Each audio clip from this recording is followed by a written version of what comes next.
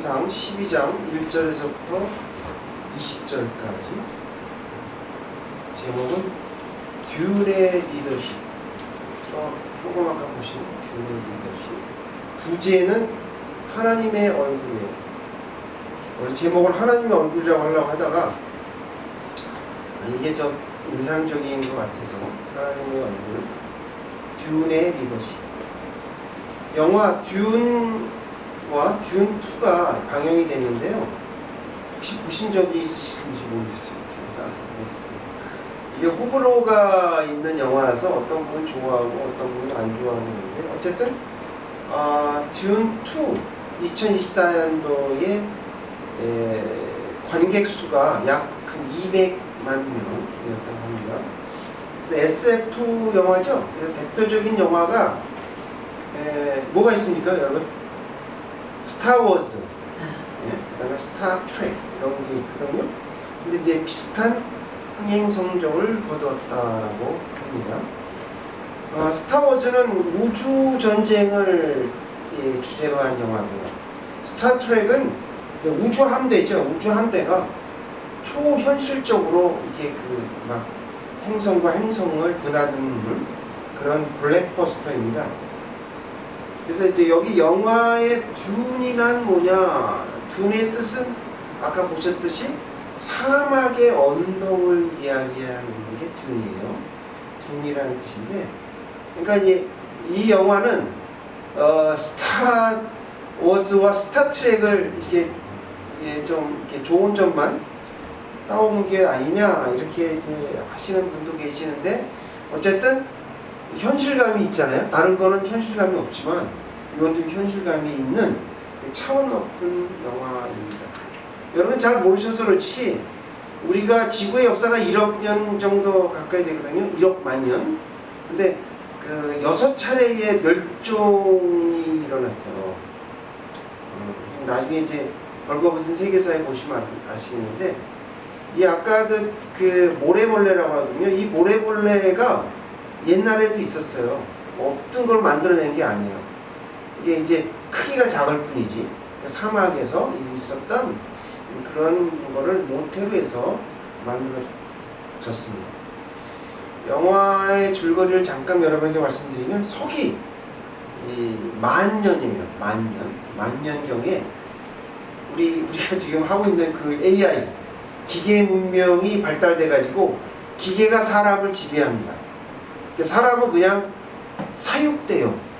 생각도 안 하고 그냥 AI가 주는 대로 먹고, 우리가 이제 동물 사육하듯이 그렇게 사육을 하고 있다가 나중에 인간이 이렇게 해서는 안 되겠다라고 깨닫고 전쟁을 벌여서 AI와 겨뤄서 승리를 합니다.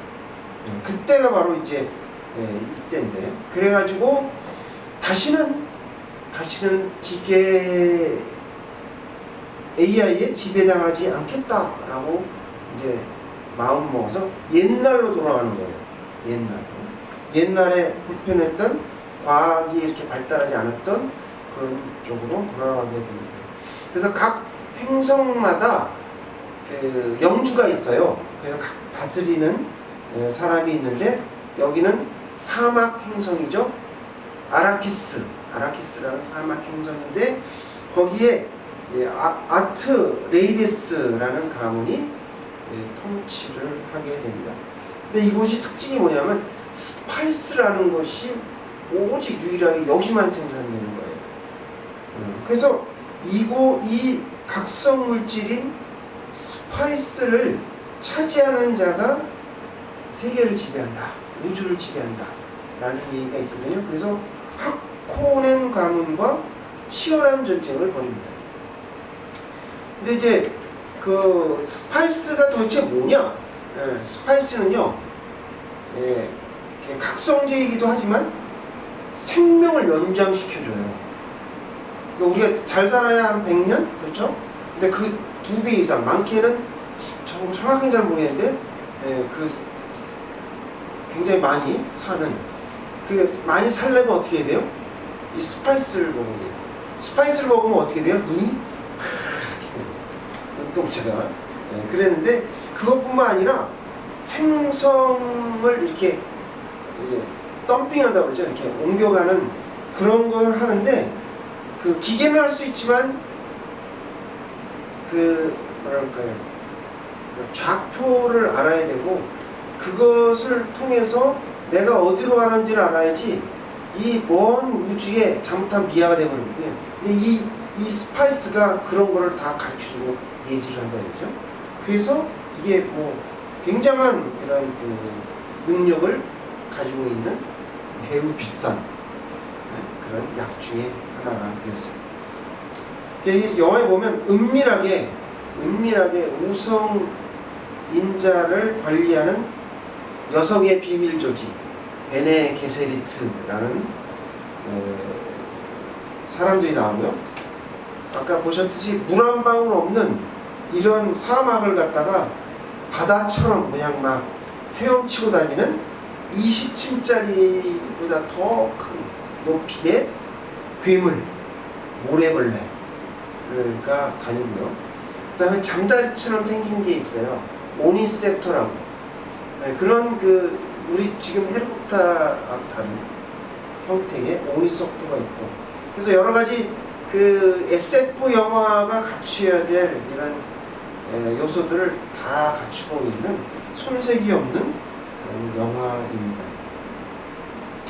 여기서 이제 프레맨이라고 나오는데요. 프레맨의 리산 알가이드라는 것은 이제 구원자를 얘기한 거예요. 근데 그 구원자가 누가 되니 폴이 돼요. 그래서 모든 역경을 이기고 적대 세력을 물리치고 황제를 굴복하게 됩니다. 그래서 우주전쟁에서 승리를 하게 돼요. 아까 보셨듯이 프레맨들은 전부 모래벌레를 이렇게 타고서 그래서 이제 황제의 전사 사타오카와의 전쟁을 벌여서 승리를 하게 됩니다. 매우 인상적인 그런 장면이 나중에 나오게 되는데 핵폭탄도 터지고 그런 장면이 아주 뭐 스팍타클한 그런 장면들이 나옵니다. 폴 무아딕, 폴을 그렇게 부르거든요. 무아딕이라는 게 이제 지도자라는 뜻이죠. 원래는 이제 그 지혜자, 사막의 조그마한 쥐의 이름이 무아딕인데 어쨌든 스파이스를 지배하는 자가 우주를 지배한다라는 그런 말이 이루어져서 이 폴이 새로운 황제로 등극을 합니다. 지금까지는 이제 줄거리에 대한 이야기였고, 영화에는 나오지 않는, 제가 이제 책을 읽어보고 있거든요. 책을 1권 다 읽고 있는데, 그 책에 이런 말이 나와요. 통치자는 강요하는 법이 아니라 설득하는 법을 배워야 된다. 통치자는 강요하는 법이 아니라 설득하는 법을 배워야 된다. 최고의 부하를 끌어들이기 위해선 가장 좋은 커피를 내놓을 줄 알아야 된다. 가장 좋은 커피를 대접할 줄 알아야 된다. 라는 게 듀이 말하는 리더십입니다. 그러니까 지도자는요, 나라든지 뭐 어떤 뭐 단체든지 회사든지 뭐 가정도 되겠죠. 어디서든지 간에 이 듀의 리더십을 따라야 성공할 수 있다라는 그 듀의 이야기입니다. 영화만 보실 게 아니라 한번 책도 읽어보시면 매우 좋은 도움이 되실 거예요. 교회도 마찬가지로 우리가 이제 미래의 지도자를 육성하는 데 심혈을 기울여야 합니다. 그렇게 안 하면요, 미래를 우리가 기대할 수가 없어요. 그러니까 교회 지도자를 그냥 이렇게 자기들이 알아서 크겠지라고 이렇게 할 것이 아니라 대형교회를 중심으로 해서 교회 자체 내 신학생들을 위한 장학금이라든가 또 기타 여러 것들을 마련해가지고 교회의 지도자를 양성하는 것이 다시 교회를 부흥시키는데 그러한 밑거름이 된다는 말이죠. 저도 지금 뭐 매달 10,000원씩 그 대전에 있는 그 이제 꿈나무 국가대표 선수를 위해서 기부를 하고 있거든요. 그런 식으로도 할 수 있잖아요. 교회에서. 그렇게 할 수가 있는데 교회에서도요. 지금 이런 그 어지럽고 혼란한 상황에 초래한 것이 예수 믿는 사람이 또 예수를 제대로 믿는 사람이 정치 지도자가 되지 아니하고 또 사법부에 있지 않고 또 뭐예요? 과학자 이런 데 있지 않기 때문에 공무원으로 있지 않기 때문에 이런 일이 생기는 거잖아요. 그러니까 그 예수를 잘 믿는 그런 정치인들을 우리가 육성하고 또 뭐 국가대표 선수를 육성하고 이렇게 하면 그게 이제 결국은 우리 대한민국을 위한 일이 아니냐. 그래서 오래 우리가 번영을 누릴 수 있지 않는다라는 저의 생각입니다. 그러면 우리는 어떤 리더십을 가져야 할까요? 오늘 본문을 통해서 우리에게 주시고자 하시는 하나님의 말씀은 첫째, 강요가 아니라 설득이어야 합니다. 따라해볼게요. 강요가 아니라 설득이어야 합니다. 라고 말씀하십니다.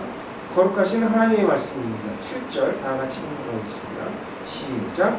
대답하여 이르되 왕이 만일 오늘 이 백성을 섬기는 자가 되어 그들을 섬기고 좋은 말로 대답하여 이르시면 그들이 영원히 왕의 종이 되리라 하나. 네, 오늘 말씀은 다윗 왕이 주변 국가들을 다 정복을 하죠. 그래가지고 영토를 확장하거든요. 그리고 나중에 이 압살롬이라든가 여러 가지 왕권 투쟁으로 우여곡절 끝에 이제 솔로몬이 계승을 받게 됩니다. 그래서 솔로몬이 제일 가장 크게 한 일 중에 하나가 뭐냐면 성전 건축이죠. 성전 건축을 하고 나머지 또 이따 말씀드리겠습니다만 그러고 나서 잘한 게 뭐냐면 이웃 나라와 화평을 선포했어요. 전쟁이 없었다니까요. 물론 이제 외국에 있는 공주들을 많이 데려와가지고 이제 첩이 많았던 것이 좀 화근이긴 합니다만 어쨌든 그래서 이집트와 그 다음에 시바라든가 이런데 여러 군데에서 무역을 함으로 인해가지고 태평성대를 이루었어요. 이게 부강한 정말 이스라엘 역사의 처음이자 마지막인 그럼 부강한 나라가 됐던 곳이 바로 솔로몬 시대예요. 솔로몬. 그리고 평화로웠죠. 그 다음에 어떻게 돼요? 그 다음에 왕이 누가 되냐면 르호보암이 등극을 합니다. 근데 여기 보면 열왕기상에 항상 나오죠. 몇 세에 등극을 하고 몇 년 통치하고 어머니는 누구였다. 여기 르호보암은 41세의 왕이 등극을 했어요. 41세는 소년이 아닙니다. 그죠? 41세에 등극했고 그의 어머니는 암몬 사람 나아마였다. 이 한마디의 안에 우상숭배자였다라는 말이 들어가 있는 거예요. 자, 그러고 나서 어떻게 돼요? 보니까 세겜을 찾아가죠? 네? 왜 세겜을 찾아갔을까요? 가만히 앉아서 와야 될 거 아니에요. 근데 르호보암이 세겜을 찾아갔다. 이게 뭐예요? 왕권이 약화됐다. 10지파가 그렇게 호락호락하지 않았다라는 것을 암시적하고 있는 거지. 그리고 또 저는 이해가 안 되는 또 한 절이 있어요. 4절. 4절 다 함께 찾아 공독하겠습니다. 주보에 있을까요? 주보에 있나요? 4절 있죠? 없나요? 네. 읽어보겠습니다. 시작. 왕의 아버지가 우리의 멍에를 무겁게 하였으나 왕은 이제 왕의 아버지가 우리에게 시킨 고역과 매운 무거운 멍에를 가볍게 하소서.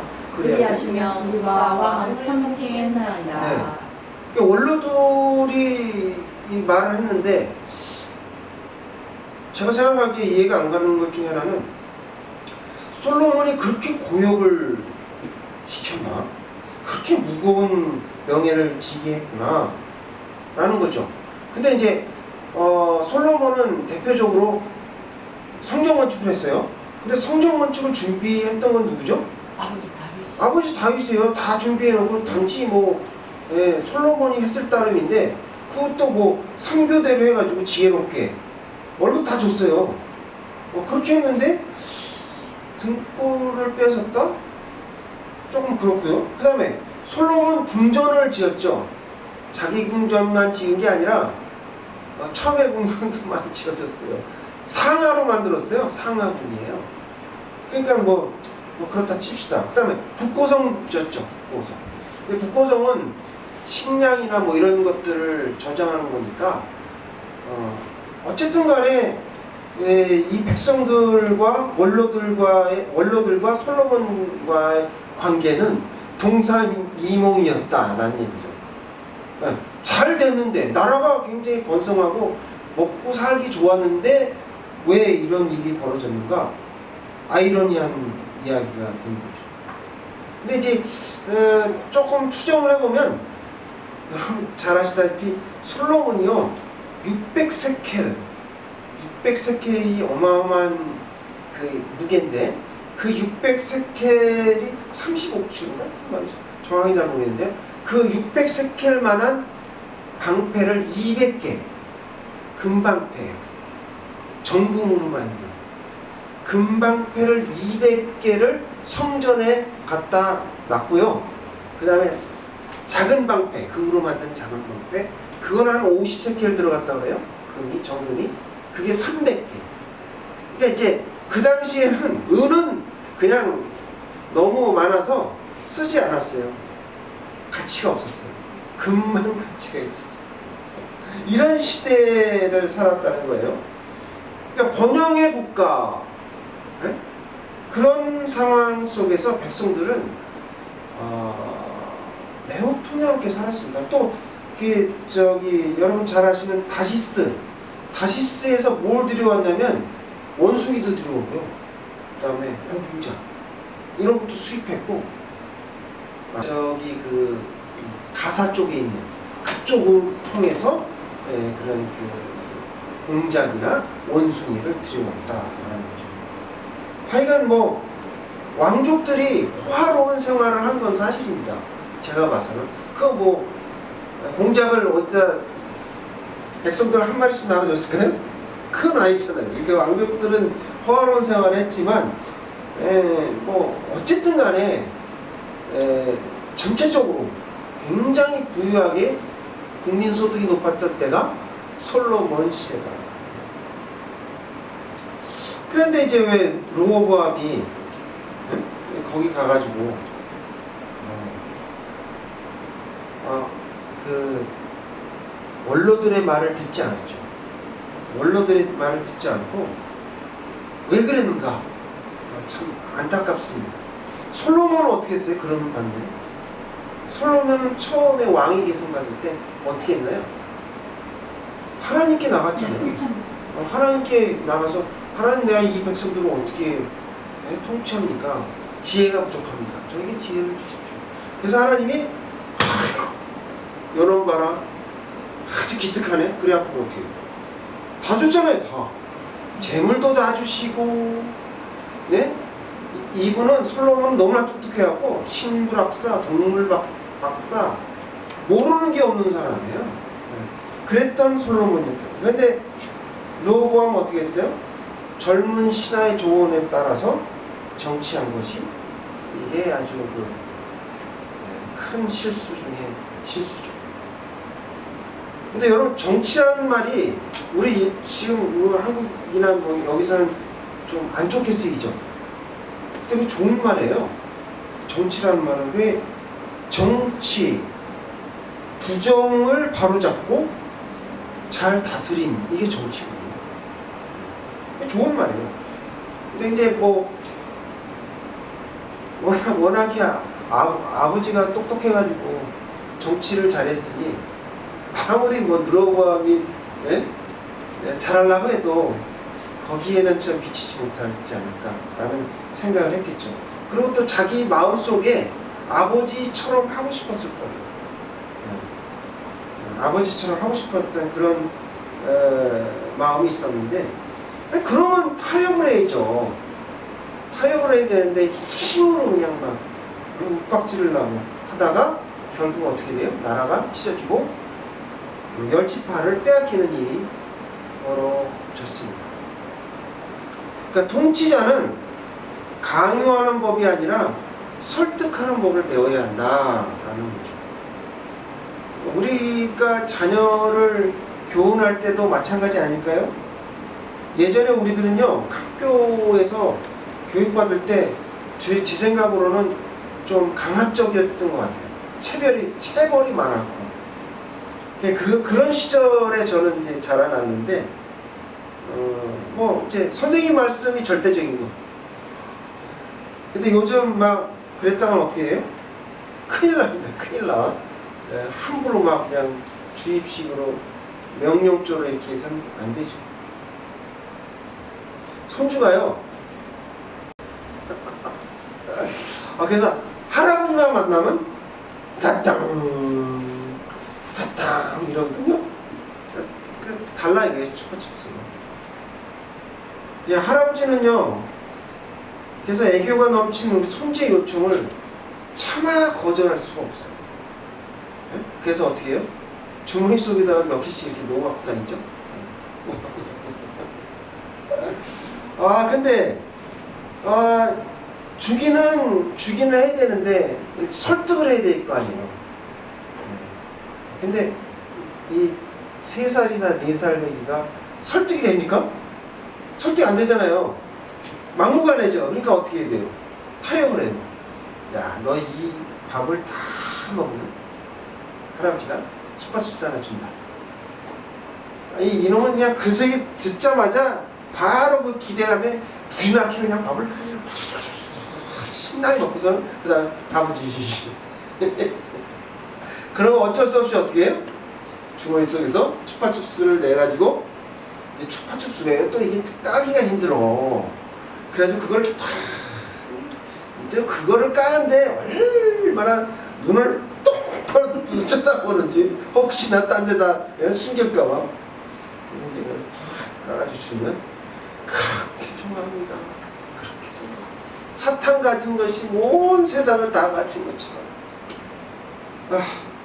그러니까 우리가 어떻게 해야 돼요? 강요가 아니라 어떻게 된다고요? 설득을 해야 된다. 라는 얘기죠. 둘째, 최고의 리더십은 섬기는 것이어야 합니다. 라고 말씀하십니다. 고해사 성령님의 말씀입니다. 14절. 따라해볼게요. 둘째, 최고의 리더십은 섬기는 것이어야 합니다. 14절을 다 같이 찾아 읽어보겠습니다. 시작.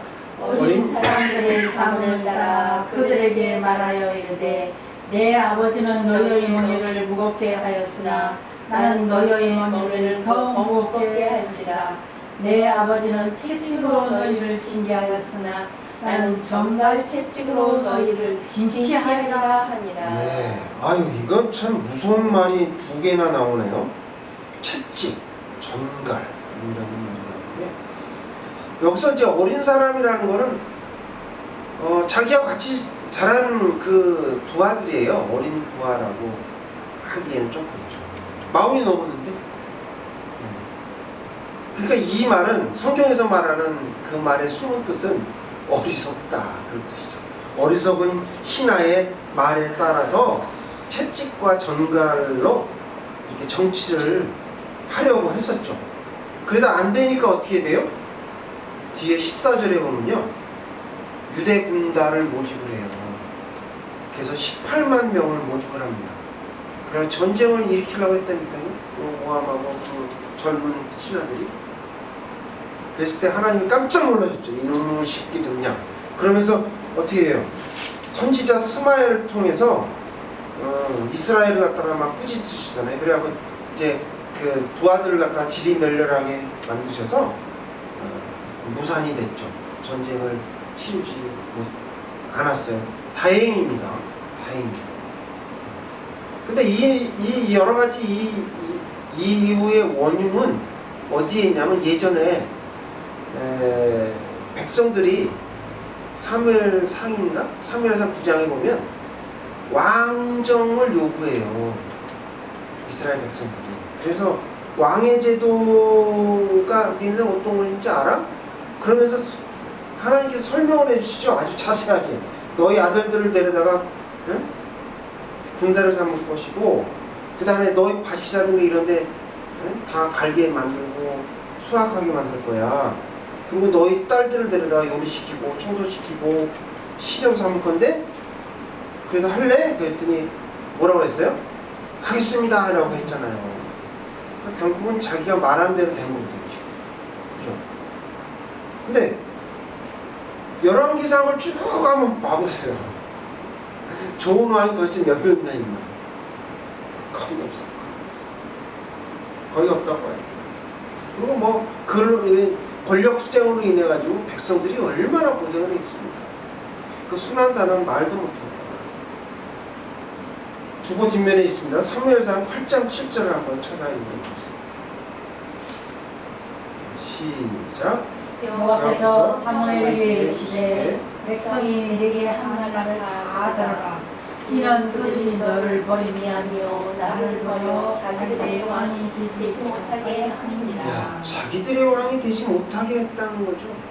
하나님의 이 말씀은요, 얼마나 섭섭하셨던 것을 표현하신 거예요.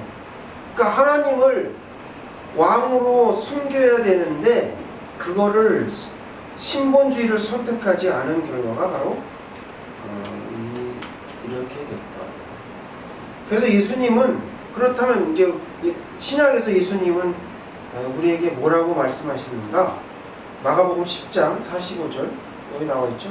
찾아볼게요. 여러분 다 잘 아시는 말씀입니다. 읽어볼게요. 시작. 인자가 온 것은 섬김을 받으려 아니라 도리어 섬기려 하고 자기 목숨을 많은 사람의 대성물로 주려 함이니라.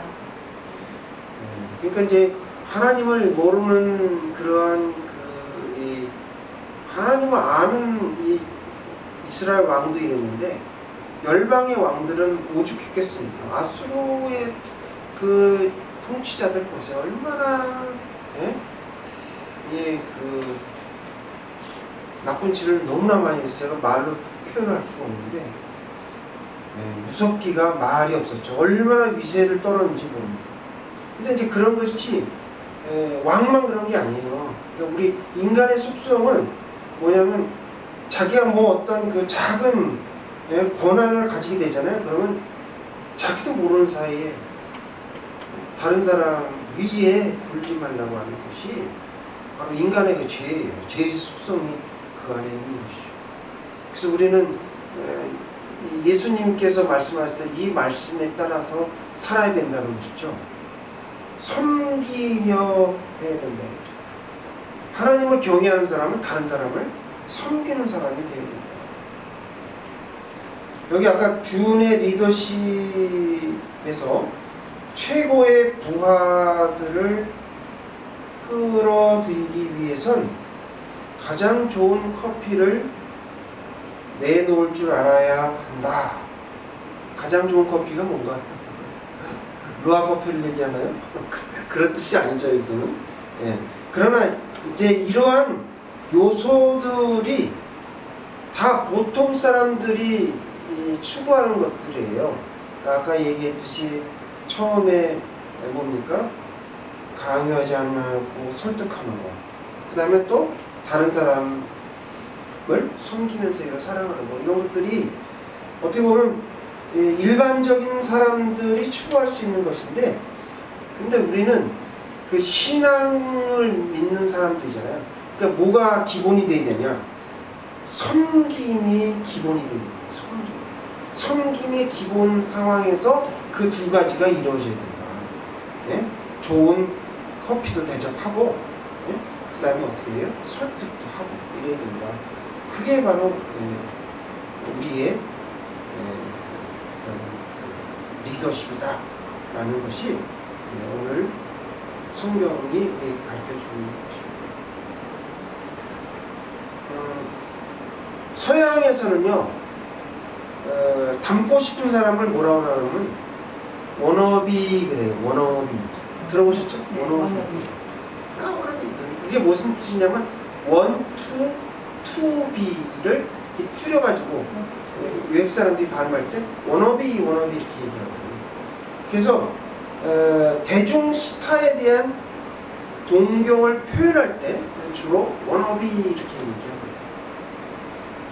근데 이제 롤 모델들은요, 되고 싶은 사람이라는 점에서는 워너비하고 비슷한데 한 가지가 더 추가돼요. 롤 모델은 타의 모범이 될 만한 덕목과 사회적 성취감이 필요해요. 이 두 가지가 더 돼야 우리는 그거를 뭐라고요? 롤 모델 이렇게 얘기하죠. 그래서 우리가 그랬잖아요. 그 엄마들이 위인전을 부지런히 읽히게 하잖아요.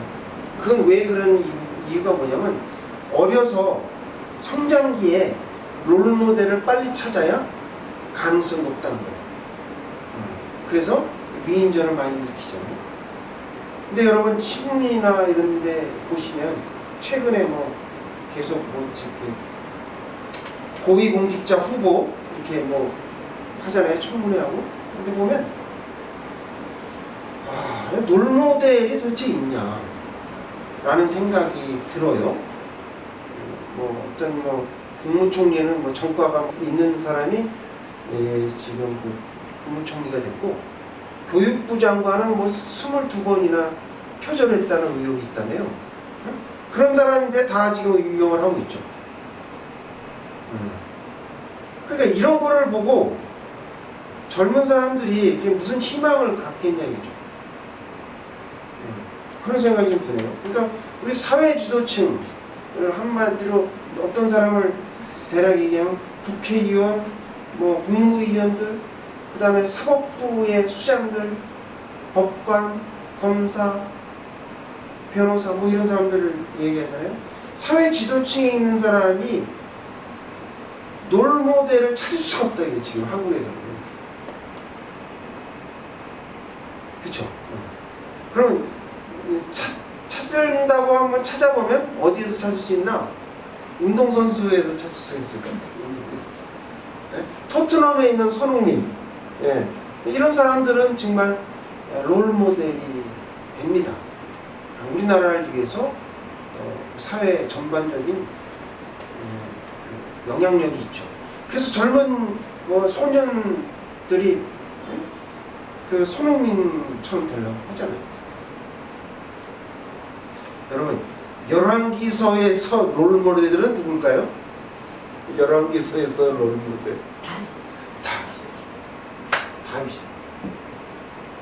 다윗이에요. 그래서 하나님은 다윗과 같으면 좋은 왕이다. 그래서 다윗을 표본으로 삼아가지고 다윗보다 못하면 찡 다윗과 비슷하면 아이고 잘했어 이렇게 열왕기상에는 그렇게 기록을 하고 있어요. 그래서 최고의 리더십은 섬기는 것이어야 한다라는 거죠. 오늘 말씀을 통해서 강요가 아니라 설득이어야 된다. 최고의 리더십은 섬기는 것이어야 된다라고 말씀하십니다. 로마서 9장 18절을 다 같이 찾아보도록 하겠습니다. 주보 뒷면에 있죠? 시작. 그런즉 하나님께서 하고자 하시는 자를 긍휼히 여기시고 하고자 하시는 자를 완악하게 하시느니라. 네. 좀 심각한 얘기를 좀 드리려고 하는데, 나만의 많은 사람이 탈북민으로 와 있잖아요. 꽤 많더라고요. 근데 이런 생각이 듭니다. 근데 탈북민들이 생각하기를 왜 이런 처지가 됐을까? 북한을 얘기하는 거예요. 그래서 거기를 탈출한 거 아니에요? 너무 못 먹어갖고 기근여갖고 한명도 있는 사람들이 제일 많이 탈북을 했죠. 어쩌다 이런 지경에 이르렀는지. 우리나라가 그럼 전에는 이런 일이 좀 있었습니까? 역사적으로 봤을 때? 없어요. 이렇게까지 못 살지 않았어요. 아무리 못해도 이렇게까지는 아니었어요. 여러분, 평양이 옛날에 예루살렘이라고 했어요. 아시아의 예루살렘. 근데 그런 곳이 얼마 되지 않아가지고 하루아침에 무너져 내렸죠. 제가 세계 교회사를 공부했습니다만 거기에도 이런 경우가 거의 없어요. 드물어요. 이런 경우가 보기 힘들다고. 그러니까 하나님께 죄를 짓고 하나님이 없이 살 수 있다는 그런 공산주의, 인본주의를 택한 것이 불행을 자초하는 것이죠. 그러니까 하나님은요, 우리에게 가르침만 주시는 게 아니에요. 말 안 들으면요, 실현의 역사도 주세요. 이스라엘 백성 보세요. 말 안 들으니까 어떻게 해요? 바벨론으로 70년 살았죠? 종살이 했죠. 여기도 보니까 오늘 그 시작점이 나오네요. 남유다와 북이스라엘이 나눠지는 비극을 볼 수가 있어요. 아니 그렇게 번성했던 나라가 어떻게 하루아침에 그냥 이렇게 변할 수 있어요? 다시 말해서 삼성 재벌이 하루아침에 쪽박 차고 구걸하는 거랑 똑같다니까요. 보시처럼. 이런 일이 왜 일어나냐. 하나님은 우리에게 본보기를 항상 제시하세요. 어떤 본보기를. 다 이 세상에 있는 사람들 다 그렇게 하고 싶지만 하나님이 그렇게는 못하고 한 사람을 본보기를 선택을 하셔서 그렇게 교훈과 보탬을 주시는 것이죠. 그것이 하나님의 오래전부터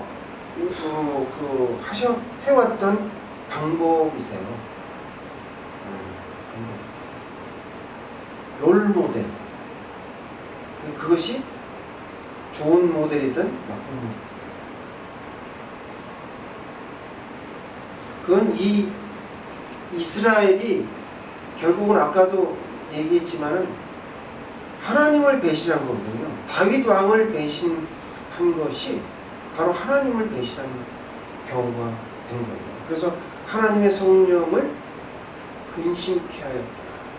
그래서 이런 일이 벌어집니다. 자, 이제 돌이켜 봅시다. 그럼 대한민국은 어떻습니까? 대한민국은 이와 비슷하지 않나요?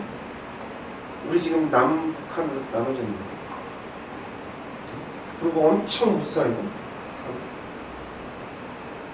지금 대한민국도 똑같은 길을 가고 있지 않을까라는 우려 섞인 생각을 하게 됩니다.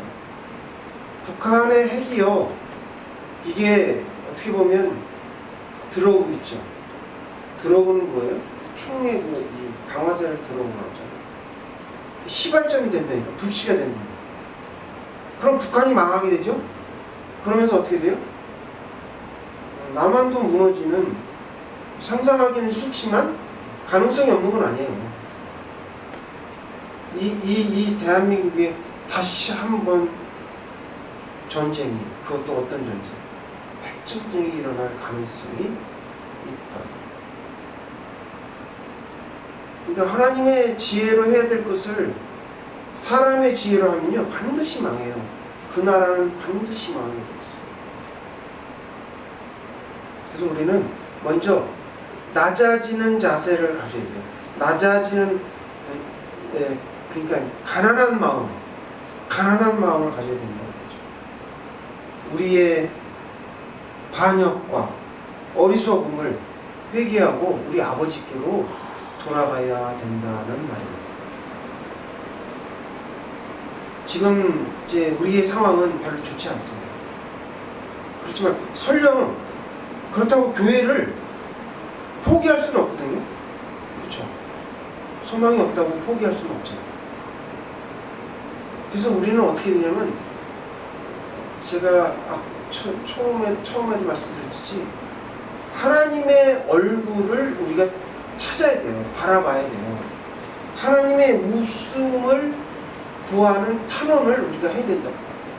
그걸 예수 안 믿는 사람이 할 수 있겠습니까? 그거 못해요. 우리가 해야 된다. 여러분 그거 아시잖아요. 용서받지 못할, 예를 들어서 유리창을 깨거나 아빠가 거울을 깨지 말라고 그렇게 얘기를 했는데 방 안에서 축구놀이를 하다가 어떻게 돼요? 유리창을 깨거나 거울을 와장창 깼어요. 아버지가 어떻게 할까요? 화가 나시죠? 그럼 그 아들을 볼까요? 안 볼까요? 안 보죠. 등을 돌리죠. 그럼 아들은 어떻게 돼요? 그래, 아버지가 등을 돌렸으니까 나도 등을 돌린다. 이렇게 됩니까? 울면서 잘못했다고 매달려야죠. 보통 어린이들이 어떻게 돼요? 아버지 얼굴 앞에 가서 보려고 그거 애를 쓰잖아요. 그게 뭐예요? 그게 용서를 구하는 거죠. 마찬가지 똑같다. 오늘 찬송가 부른 거 있잖아요. 그러니까 몇 장 찬송 불렀어요? 우리가 524장 갈 길을 밝히고 있습니 나오지. 죄악 벗은 우리 영혼은 기뻐 뛰며 어떻게 한다고요? 주를 보겠네. 이게 하나님의 얼굴을 구하는 거죠. 이 찬송은 그래서 부르는 거예요. 그러니까 우리가 하나님의 얼굴을 구하려고 하고 하나님의 웃음을 기대해야 되는 거죠. 하나님의 웃음소리를 들어야 되는 거죠. 그러려고 예배를 드리는 거예요. 여러분이 하나님의 얼굴을 보려고 이 자리에 나온 겁니다. 그러니까 하나님, 우리 세상이 이렇고 한국이 이렇고 교회가 이렇습니다. 하지만 주님, 법대로 처리하지 말아주십시오. 법대로 처리해 주시면 살아날 사람이 아무도 없습니다. 이렇게 우리가 하나님께 기도하면서 하나님의 임재를 구해야 돼요. 하나님의 얼굴을 구해야 된다. 그래서 제가 원래 설교 제목을 하나님의 얼굴이라고 하려고 하다가 조금 흥미를 주면서, 그래서 우리가 위정자들을 위해서 기도를 해야 된다는 거죠. 북한 주민을 위해서 기도를 해야 돼요. 왜? 그들이 못하니까. 우리가 해야 됩니다. 우리가 기도를 해야 하는 이유가 바로 여기에 있어요. 하나님의 자비를 구하고 하나님의 얼굴을 구하고 그래야 이 나라가 삽니다. 하나님의 얼굴을 구하시는 사랑의 하나님 교회 성도님들 되시길 주님으로 축원드립니다. 같이 기도하시겠습니다.